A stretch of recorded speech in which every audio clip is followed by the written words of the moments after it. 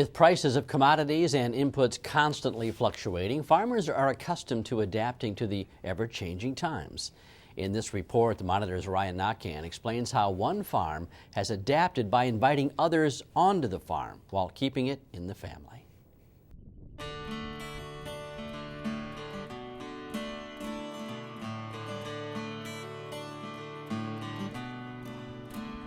It's been more than 2 decades since Jimmy Carter changed his entire farming operation, but he still remembers it like it was yesterday. As I sold that last load of cows, I remember very clearly seeing the back end of that trailer leaving the farm, and I said to myself, oh my gosh, there's no more dairy cows here.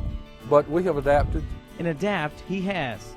He and his family have turned this once dairy farm that housed over 150 dairy cows and wasn't often visited by the public into a place that nearly 25,000 people visit annually. More people that own farmland are looking to do this, again, to justify staying on the land and to develop a source of income for their families. The Carters launched their agri-tourism business by starting a corn maze that got the attention of the Atlanta region. But they got the attention of the entire state of Georgia a few years later, when they made a maze that looked like the famous Georgia Bulldog announcer, Larry Munson. The people that come to the farm, adults and school kids, have no knowledge of farming operations really. They're 2 to 3 or 4 generations removed from the farm. For its second year now, Southern Belle Farms looks to attract families with their You Pick It strawberry farm. This year, like many farmers, Carter has been struggling with the colder and wetter than usual winter. In February last year, we had a number of blooms on the strawberry plants, and we have blooms out here today, but not near as many as we had last year.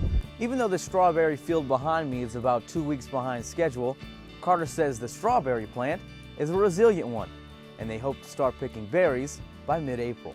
Strawberries, once warm weather comes, they're pretty quick to respond to sunlight and warm temperatures. We're just hoping that comes sooner than later now. Like most farm families, the Carters pride themselves on passing on the farming legacy to the next generation. All 3 of my children and all 7 of my grandchildren actually live on this farm, which is kind of unique. But we all get along well and actually like each other.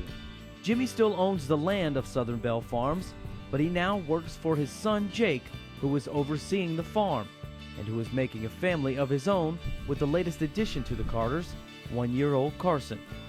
Jimmy says he wouldn't have it any other way. To now be in a situation where I can work with my son on a day-to-day basis is certainly an opportunity that most people don't have that chance. A lot of people my age say, well, why don't you just sell the land and retire? And my first question to them is, what is retirement? Define retirement. If you're doing what you enjoy doing, is it really work?